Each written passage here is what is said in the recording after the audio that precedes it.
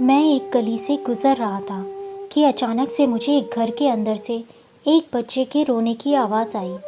उस बच्चे की आवाज़ में इतना दर्द था कि मैं खुद को रोक न सका और अंदर जाकर देखा कि एक माँ अपने 11 साल के बेटे को आहिस्ता से मारती और बच्चे के साथ खुद भी रोने लगती। मैंने आगे होकर पूछा, बहन जी, आप इस छोटे से बच्चे को क्यों मार रही हो जबकि आप खुद भी रोती हो?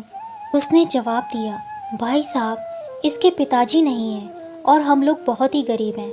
उनके जाने के बाद मैं लोगों के घरों में काम करके घर और इसकी पढ़ाई का खर्च मुश्किल से उठाती हूँ और ये नालायक रोज़ाना स्कूल देर से जाता है और रोज़ाना घर देर से आता है। जाते हुए रास्ते में कहीं खेल कूद में लग जाता है और पढ़ाई की तरफ ज़रा भी ध्यान नहीं देता है, जिसकी वजह से रोज़ाना अपनी स्कूल की वर्दी गंदी कर लेता है।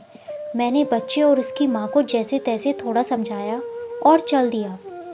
इस घटना को कुछ ही दिन बीते थे कि एक दिन सुबह सुबह कुछ कामों से मैं सब्जी मंडी गया तो अचानक मेरी नज़र उसी 11 साल के बच्चे पर पड़ी जो रोज़ाना घर पर मार खाता था। मैं क्या देखता हूँ कि वह बच्चा मंडी में घूम रहा है और जो दुकानदार अपनी दुकानों के लिए सब्ज़ी खरीद कर अपनी बोरियों में डालते तो उनसे कोई सब्ज़ी ज़मीन पर गिर जाती थी, वह बच्चा उसे फ़ौरन उठाकर अपने झोले में डाल लेता। मैं ये नज़ारा देखकर परेशानी में सोच रहा था कि ये चक्कर क्या है। मैं उस बच्चे का चोरी चोरी पीछा करने लगा। जब उसका झोला सब्जी से भर गया तो वह सड़क के किनारे बैठकर उसे ऊंची ऊंची आवाज़ें लगाकर वह सब्ज़ी बेचने लगा। मुंह पर मिट्टी, गंदी वर्दी और आंखों में नमी। ऐसा महसूस हो रहा था कि एक ऐसा दुकानदार ज़िंदगी में पहली बार देख रहा हूँ।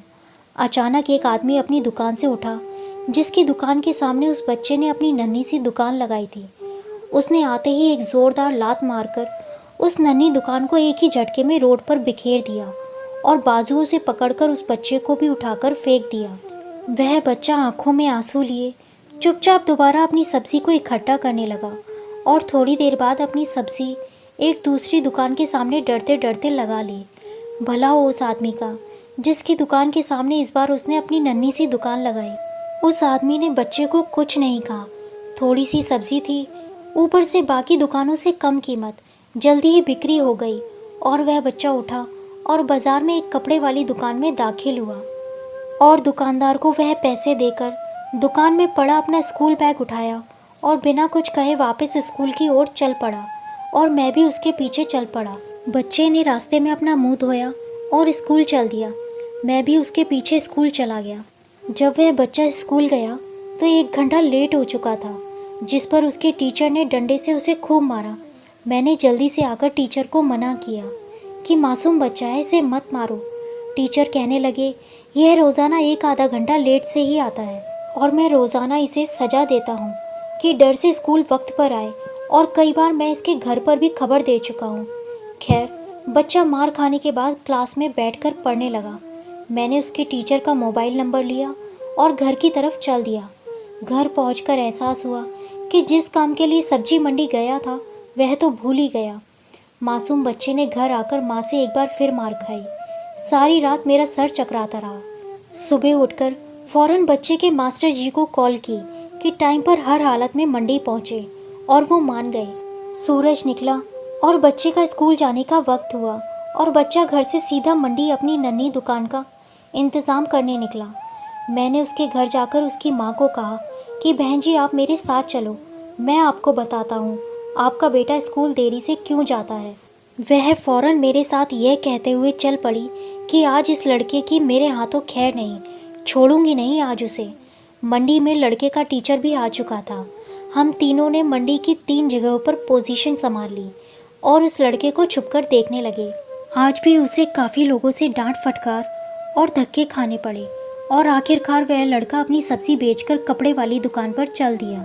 अचानक मेरी नज़र उसकी माँ पर पड़ी तो क्या देखता हूँ कि वह बहुत ही दर्द भरी सिसकियाँ लेकर लगातार रो रही थी और मैंने फ़ौरन उस टीचर की तरफ देखा तो उनकी आंखों से भी आंसू बह रहे थे।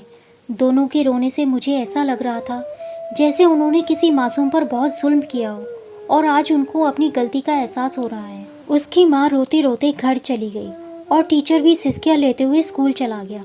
बच्चे ने दुकानदार को पैसे दिए और आज उसको दुकानदार ने एक लेडीज सूट देते हुए कहा, बेटा, आज सूट के सारे पैसे पूरे हो गए हैं, अपना सूट ले लो। बच्चे ने उस सूट को पकड़कर स्कूल बैग में रखा और स्कूल चला गया।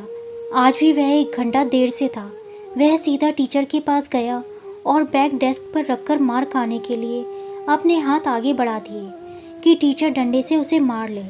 टीचर कुर्सी से उठा और फौरन बच्चे को गले लगाकर इस कदर ज़ोर से रोया कि मैं भी देखकर अपने आंसुओं पर काबू न रख सका।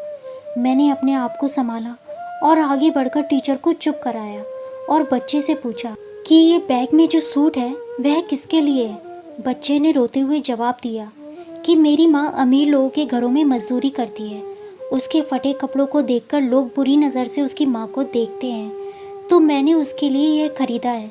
यह सुनते ही वहाँ पास में खड़ी उसकी माँ ने अपने बेटे को गले से लगा लिया। दोस्तों, कहानी पसंद आई हो तो चैनल को सब्सक्राइब करें। धन्यवाद।